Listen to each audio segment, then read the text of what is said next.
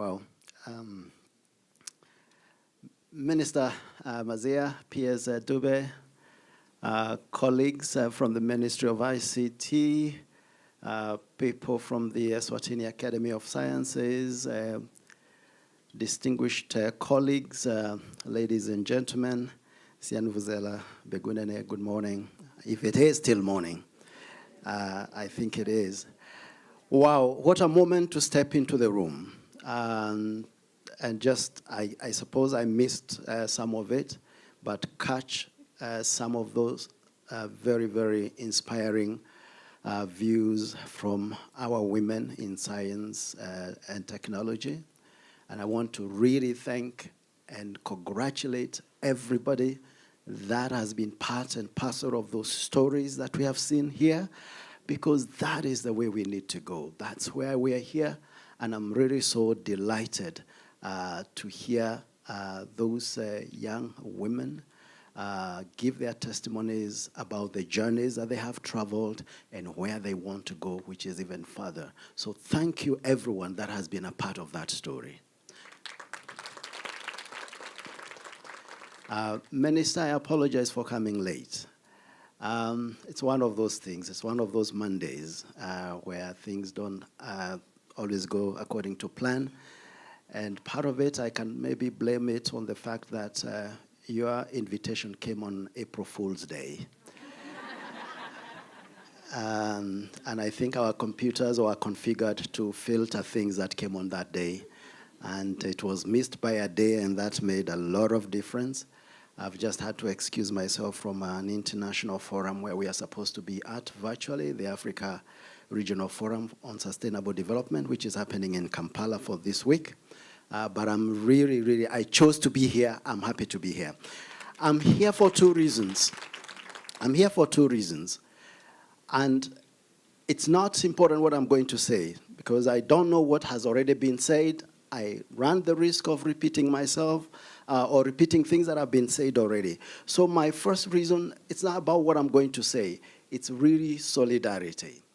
Solidarity, the United Nations in Eswatini, showing its solidarity with the conversation that is going on in the room today about how we step into that space of STEM, particularly for our women. So I'm here to express solidarity with this idea and everybody behind it.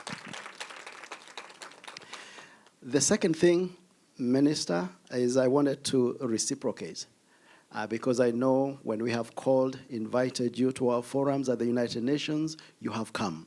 And I didn't want to be in a position where I'm not able to honor your invitation. So that's why I chose to be here today. So thank you so much for this invitation. As I say, I don't think I can say something perhaps that has not already been said, but I just want to maybe share 2 or 3 key messages this morning. First, to appreciate this idea of science, technology, STEM, and the idea of positioning particularly our women in this particular regard. And as I was thinking about this long ago, I don't know whether it still exists, those people that are in education, there used to be the Forum for African Women Educationists, FAWE. Does it still exist? Yeah. Who are the products of that? Very good. I knew women when I was growing up and starting my career that were behind this strong movement all the way from East Africa to West Africa, that were leading this conversation about women in education. And I like to believe that the reason we are here today is because there were people that went before us that pioneered this conversation. So we are walking on a path that was already cut for us. And I want to really appreciate you, Minister, and everybody that has picked up this call, and we are taking it forward in terms of furthering the place of women in our education system, but particularly in science and technology. Now, looking at our world today, we've been talking about, and this is my second key message, looking at our world today, we're talking about the fourth industrial revolution. And people have already begun to talk about the fifth and the sixth. And I don't know whether people are paying attention to where that conversation is going from the fourth to the fifth and the sixth and so on. But one of the things, and I'm really happy for this conversation, is how we, particularly in our developing world, continent of Africa, we see ourselves not as passive consumers of technology and products from other places, but we become participants, co-creators, lead creators of these innovations that are going to transform our societies. Let not Africa have the highest number of people with mobile phones. That's good, we're using them. But can we figure out how to produce those phones ourselves? Can we figure out how to produce those computer chips ourselves, and so on? And in fact, the other day I was in a conversation with one of the ambassadors in this country, and I was asking this question about how do we position a country like Eswatini? Why don't we think big, like having a computer chip factory here? And the story goes back to, I think it was last year, I was listening to President Cyril Ramaphosa of South Africa. He was somewhere in Durban. He was launching the Africa Free Continental Trade Agreement, first shiploads. I think they were moving from Durban to Ghana. And he was talking about the regional collaboration around the production of the goods in South Africa. He talked about the car industry. He talked about some of the rubber coming from Malawi and the leather from Lesotho, the steering wheel from Botswana. And I waited with bated breath to hear mention of Eswatini. What is Eswatini contributing to the car industry in South Africa? There was zero. There was no mention of Eswatini. And I just thought, we need to figure out where we fit in this thing. So positioning ourselves in the space where we are not just consuming the product, but also are co-creators. And I see this as a huge, huge place when we position our women in this space of STEM and everybody else in the area of technology. We are doing ourselves a great favor in terms of contributing to the transformation of our world. So go, girls, go. Right? Go, girls. Let's be the innovators. Let's learn how to use those phones, but also let's think about how we're going to be producing those things ourselves going forward. Now, on the subject of women, I don't know, I'm sure you've heard this saying before. If you educate a man, complete it for me. If you educate a man, you educate an individual. If you educate a woman, now here is the puzzle. Who said those words? It is a man for sure, but who, from where? Anybody know? Winston Churchill? Albert Einstein?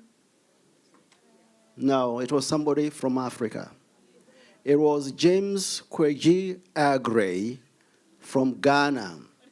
And he spoke these words over 100 years ago. These words remain true today. That we have to keep educating our women if we want a transformation in our society. If we want technological innovations to take root in society, just like everything else, we have to really focus on educating our women going forward.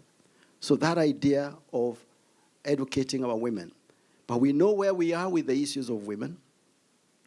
And those of us in the room that are men, we have to take responsibility. We're not treating our women well. We're actually battering them. We are violent against our women. We are discriminating our women. We're leaving our women behind. That goes counter to everything that we should be doing. We have to take them to school and make sure they go to school, they stay in school, and they're protected from predation and violence. Because all those things are happening. We cannot meet those dreams that have been articulated by those women that we saw there, by more women, if we continue our treatment of women as men. So we really have to take ownership of that, change ourselves, and really facilitate the transformation that we are looking for.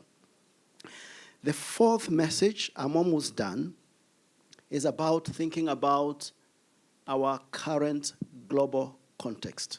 You know what is happening around us today. We are told that our world has become increasingly transactional, right? It's a give and take. We are also told, number one, Africa has the youngest population in the world. So we have potential, we have possibilities of using and training our young people to occupy that space in order for us to transform. The second part of that, we are also told, in terms of the transitions we need to make in our world today, from pollutive to green energies, exploration including up to space and everywhere else, we have what we call critical minerals. And we are told Africa has about 60% of our critical minerals. Those are the things that we're going to be using to make more and more phones, to make our car batteries, to make all those computer chips. And in an interesting way, all that space exploration that is going on, sending people to Mars, all those satellites that are being shot into space, and even advanced weapons that people are going to be using. All these are relying on our critical minerals. So the question is, what are we doing as Africans? The whole idea of beneficiation, adding value, is lagging behind simply because we have not invested enough in the sciences, in the technical knowledge. So we have to move and think differently about how we add value to our products so that Africa does not just keep giving our minerals, our resources cheaply to the rest of the world, and then we have to import them in order for us to move forward. And we cannot do that again if we do not invest deeply in STEM. And that idea of transformation for our women. Finally, education reforms in this country. We know we have a national committee that was set up to look at our education system. How many of us know that committee exists? I'm sure there are some. I would be unforgivable, particularly for people from the Academy of Sciences, if we did not know that committee existed. Now, we need to engage with that committee. If we don't like what they have done so far, let's say it before it's finalized. Let's put in some effort. Look at what they are doing, support their work, so that we strongly embed these ideas of educating women and investing in STEM within our education system. Because it cannot happen if it's not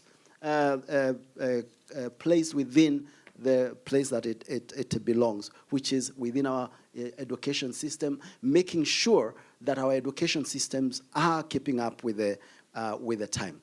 In 2022, the United Nations organized an international summit. It was called Transforming Education Summit, and it had two key ideas driving it. The first idea was reactive. It was looking to what happened to education during COVID. And indeed, a lot of what happened is an obvious story. We lost lots of our girls. We lost, not just here in Eswatini, in many places around the world, we lost many of our girls during COVID because of the situation, the setup, the lockups, the lockdowns and so on, and then predators all around. We lost a lot of girls. So that was one of the focus. How are we recovering from COVID? How are we finding these girls that we lost and bringing them back into the education system around the world? The second one was asking the question, more forward-looking. Have our education systems kept pace with the changes around the world? Are we in the 21st century? And sometimes there is nothing new in these conversations, because if you go back to some of our philosophers, education philosophers, like John Dewey and others, when you look at what they're all, what was his name, who talked about, Ivan Illich, talking about deschooling society and all these kinds of things, the things they were talking about those years are relevant for us today in terms of how we need to rethink education, see its purpose, and so on. One big question is, what will our children do with our brains when they don't have to remember anything? Right? When we were growing up, we had to memorize everything. Right? Now, they're in a space where they do not have really, it's a waste of brain to try and, get them to cram things. What are they going to be doing with their minds and their brains when they don't have to remember all the stuff that we had to remember? How is our education system changing to accommodate these new ideas about where society is going and how we need to prepare for that going forward? So those would be my thoughts. Again, my purpose for being here, Minister, is solidarity. Thank you so much for your leadership. Thank you so much for all the strides you're making, both within the kingdom and outside. We're really wishing you well as you spearhead these conversations about how we leverage our country, Eswatini, to meet the development aspirations that are so clearly articulated by His Majesty and the government with regard to the national aspirations. Thank you so much, everybody. Thank you, all the women that are here, for all that you have invested. I'm happy to see my colleague from UNESCO. Part of what we have to do is to continue to connect the dots, because I do know, I remember the last time I spoke in this, like this, was during a function that you organized. You're calling it the next Einstein, right? Yeah, the SDG week, next Einstein, and so on and so forth. And Einstein reminded us that we cannot change, resolve problems at the same level of imagination that created those problems in the first place. So this is an invitation to a reimagination, new imagination, and thank you so much for your role in the reimagination. Thank you so much.